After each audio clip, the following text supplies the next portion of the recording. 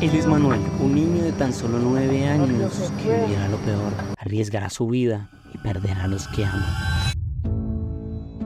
Entre las montañas antioqueñas lo escuchamos llamar a Julián, su amigo de toda la vida y quien sale de la casa a jugar fútbol. En medio del partido vemos a un niño apartado de todos, tomando aire. Él es poca luz. Un niño albino que sufrirá el terror de ser diferente en una sociedad intolerante. Cuando ya van de vuelta a casa vemos a un señor borracho en un caballo. Pasan frente a los niños y Julián corre tras de él. Recuerden a este personaje porque tendrá un final realmente trágico. Manuel detiene una jeep para poder llegar hasta la escuela y allí conoce a la nueva profesora, una mujer con vocación y que dará absolutamente todo de ella para que estos niños tengan un mejor futuro. Y esta escena me parece sumamente interesante, retrata demasiado bien la realidad de un país roto desde abajo, como ni las escuelas se salvan de ser violentadas y niños inocentes deben normalizar esto y posteriormente no solo normalizarán un graffiti o una pintura, sino actitudes, crueldad y odio. Entonces, ¿cómo le exigiríamos a un niño que no acabe en malos pasos si es que esto es lo que le saluda todas las mañanas? Al ir a su escuela, lo primero que leen son estas palabras. Y aún peor será los que viven también este terror dentro de su casa. Niños como Julián, que más adelante veremos la terrible realidad que vive en su propio hogar. Y aunque Manuel corre con la suerte de tener un padre paciente, su entorno no está ni cerca de ser tranquilo, porque mientras ordenan una vaca, ven bajar a hombres con ponchos y sombreros de la montaña. El padre de Manuel sabe perfectamente quiénes son estos tipos, y aunque su hijo no entiende nada, lo hace esconderse y guardar silencio. Los ven pasar y hablar con su esposa, el miedo le invade y ella tan solo les brinda café, como si de algo normal se tratase. Los hombres preguntan por el padre de Manuel, y ella les dice que está lejos, aunque ellos sospechan que se está escondiendo, pero igual deciden irse. Al otro día los niños conocen a la nueva profesora. La falta de recursos y el olvido del Estado hace que todos los niños vean la misma clase. Juntan niños de primero, segundo, cuarto y quinto año en un mismo salón, como si sus capacidades fuesen las mismas, limitando así sus mentes y aún peor, las necesidades que vive cada niño. Manuel a duras penas tiene un lápiz y Julián unos guayos que ni le quedan. Aunque una compañera le brinda un lápiz a Manuel y él sonríe. Al salir de estudiar, Manuel lo molesta con la niña y después le confiesa que sus guayos eran de su hermano, el cual se fue de la casa y sospecha que más exactamente a la guerrilla. Luego, todos los niños salen corriendo hacia la cancha improvisada, pero ven que hay un grupo de personas con camuflados reunidos con los mismos que fueron a buscar a su padre. Para los niños no parece extraño, pero a los pocos minutos se van y ellos deciden ir a la cancha. Manuel tiene un espíritu de liderazgo innato, pero esto le hará daño más adelante. Al otro día, Manuel y su padre van al pueblo para vender un cerdo y luego a la iglesia. Mientras rezan, ven como unos hombres se sientan tras de ellos. Ernesto sabe lo que está pasando y le pide que salgan. Luego ven a otros hombres iguales, así que huyen del pueblo. En casa vemos que Manuel tiene un hermano. Además, están celebrando su 9º cumpleaños. Y aunque la necesidad es algo que se ve a diario, el padre de Manuel hace un esfuerzo y le regala un balón, con el cual descubriremos cuál es su sueño. Mientras llaman a la lista, los niños ven que falta una niña, justamente la que le había regalado el lápiz a Manuel, y se enteran que se fue del pueblo, dando así inicio a lo peor. Luego vemos cómo la madre de Manuel se encuentra con una familia que está corriendo con sus cosas. Le cuentan que huyen porque en su vereda mataron a 3 muchachos, supuestamente por colaborar con la guerrilla. Familias completas dejan su tierrita y lo único que tienen para ir a padecer la incertidumbre de ser un desplazado. Y aunque para la madre de Manuel la mejor opción sigue siendo huir, el padre le dice que no, que esta es su tierra y que acá deben quedarse porque es lo único que tienen. Y justamente eso es suficiente para que Ernesto decida que se quedan. Mientras esto ocurre, Manuel está mostrándole sus regalos a los niños. Para todos esto es sorprendente, es ver un balón nuevo. Aunque una patada muy fuerte hace que el balón termine por caer en otro lote. Los niños intrépidamente bajan para recuperarlo y un cerdo que iba siendo arreado se distrae y quiere correr tras él. Intentan detenerlo, pero el cerdo sigue y sigue corriendo y corre y ellos lo agarran, pero no pueden.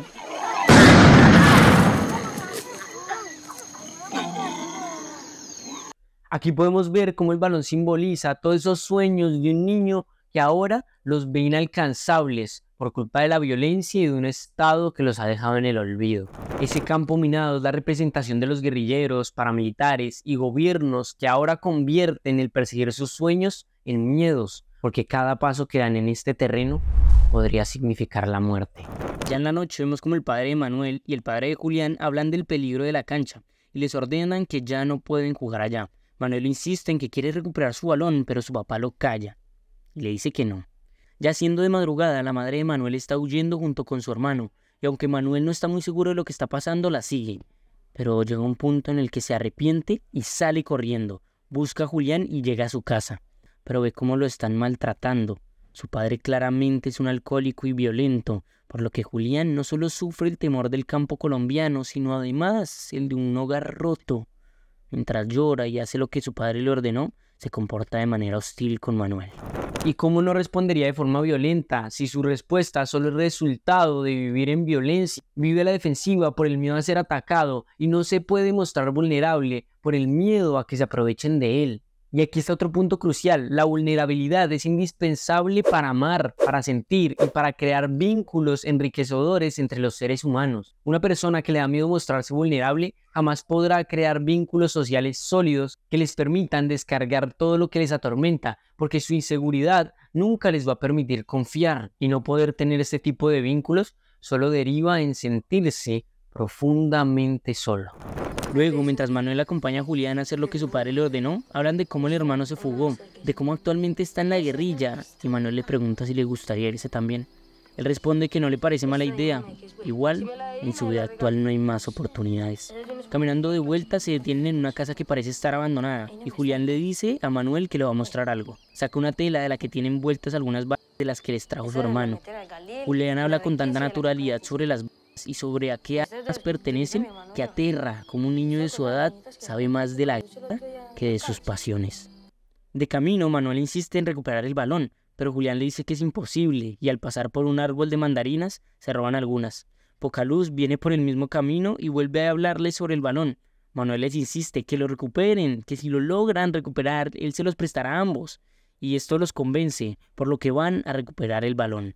Después de sortear su destino, Pocaluz debe ir por el balón. En un camino de terror absoluto, camina entre piedras para esquivar las posibles minas, y Pocaluz debe acercarse aún más, pero no se siente capaz, y son vistos por una señora que pasaba. En la noche, Manuel intenta entrar a la casa sin que lo vean, pero su madre lo sorprende. Llena de ira por no haberle hecho caso, intenta golpear a Manuel, pero el padre interviene para defenderlo, y Manuel, lejos de recibir consuelo o apoyo, escucha cómo sus padres discuten entre golpes. A la mañana siguiente, se entera de que no tiene clase por situaciones del pueblo, y aprovechan ese tiempo para buscar a Pocaluz e irse a recuperar el balón nuevamente. Pero antes, Pocaluz les muestra cómo los conejos se aparean y de paso aparta a su hermana, con la excusa de que es una mujer y debe irse porque eso son cosas para hombres. Y aquí vemos una problemática gravísima. Primero, la falta de educación sexual, que los lleva a ver el apareamiento de dos animales como algo morboso, raro y del que pueden reírse. Su falta de guía por saber qué es la sexualidad los hace explorarla por medios que no son la vida real, y que nunca les podrán mostrar la realidad de descubrirse, de descubrir cuáles son sus gustos, creando así niños con miedos, complejos y prejuicios que no les permiten disfrutar su vida. Al día siguiente vemos cómo paran al padre de Manuel, diciéndole que no falte más a las reuniones, que si acaso se está escondiendo. Él dice que no faltará, pero realmente sus intenciones ya no son las mismas que las de ellos. Llegan a casa y ven a su madre cosiendo, pero lastimosamente esta noche solo será el preámbulo del terrible destino de Ernesto. A la mañana siguiente, Ernesto sale de la casa a encontrarse con los tipos que lo han estado hostigando. El sitio de la reunión es la escuela, nuevamente demostrándonos el poco respeto que se le tiene a la integridad de los niños, los cuales llegan para jugar fútbol, pero al ver lo que sucede, deben jugar en la parte de atrás, guardando el máximo silencio posible. Pero de repente, Manuel se le ocurre aprovechar el momento para ir nuevamente por su balón. Esta vez llevan una cuerda, y en ella cuelgan a Pocaluz para que agarre el balón. En el proceso, invadido de nervios, se le caen las gafas y no ve absolutamente nada. El terror se apodera de él y de repente, Pocaluz aún está vivo, preso del miedo, no se puede ni mover, hasta que toma fuerzas y sus amigos lo ayudan a subir de nuevo. Esta escena la podemos interpretar como la pérdida de la capacidad de soñar. Ya se había perdido el sueño cuando el balón cayó en el campo minado, parecía ser inalcanzable, y ahora se hace más grave porque la pérdida de esas gafas también simboliza la pérdida de no poder ver ese objetivo, de no poder ver esas metas, creando así una barrera que restringe a niños inocentes, no solo de seguir sus sueños, sino de tan siquiera poder soñarlos.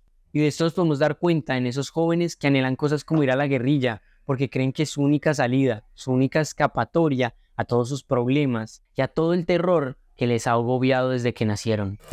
Al día siguiente, Manuel se encuentra a la profesora, la que le cuenta que quiere hacer un mural en la escuela y él le dice que la anterior profesora quería hacer lo mismo, hasta que se fue amenazada. De fondo ven camiones con uniformados pasar detrás de ellos, por lo que la profesora acelera el paso y llega a la escuela. Ve todo destruido, parece no sorprenderla, conoce cómo funcionan las cosas en estos territorios, pero Manuel ya debe irse. Aunque antes, la profesora le regaló unos colores, Manuel se emociona, incluso tenía hasta el verde para poder hacer las montañas, así que corre a casa y empieza a pintar. En la noche, Manuel sale a recoger unas cobijas y ve como un helicóptero dispara en la montaña y luego pasa sobre su casa. Es tanto el terror de un momento como estos que Manuel se orina encima. Y a la par, la profesora escucha como unos hombres rodean la casa de ella, quien para defenderse no tiene más que una mísera tabla. Al día siguiente ven que han vuelto a pintar la escuela, con un letrero que dice: guerrillero, ponte el camuflado o muere de civil. Casi como una frase premonitoria. Pero Manuel lee: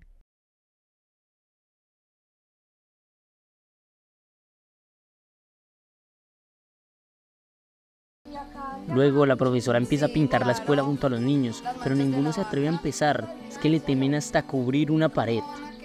Pero la maestra, muy decidida que esto debe cambiar, continúa. Y pronto los niños se animan, poco a poco le dan colores a la montaña, parece un momento de esperanza, pero así como empieza, se acaba. Porque tan pronto inicia la clase, el padre de Julián llega y hace que Julián abandone el colegio. Entre apuros y miedos recorren las montañas antioqueñas hasta que son interceptados por 2 camiones.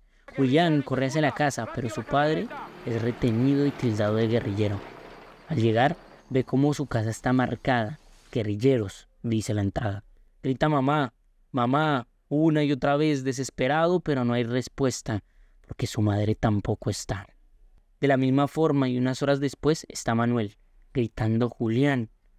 Lo llama desconsolado y no encuentra más que el guario que le quedaba grande.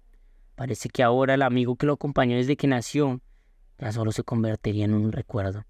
Es increíble cómo no tenía ni 10 años de edad y Manuel ya tenía que atravesar una pérdida. Los días se hacen cada vez más tristes. La profesora llora desconsolada sin apenas iniciar la clase y le pide a los niños que recojan sus cosas y se vayan.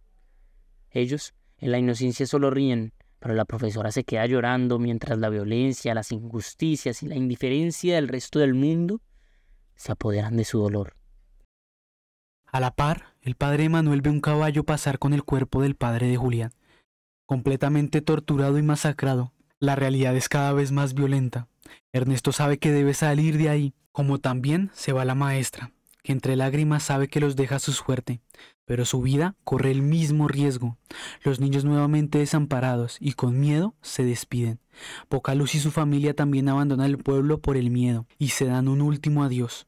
Manuel, por su parte, insiste en recuperar el balón, vuelve con su perro al campo minado y lo envía a traerlo de vuelta. El perro llega, pero parece desorientado.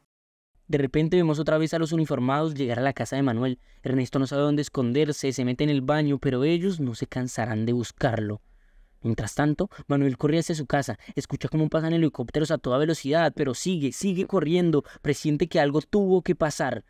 Llega a la casa y la encuentra destruida, la recorre con miedo y en el baño no encuentra más que el sombrero de su padre.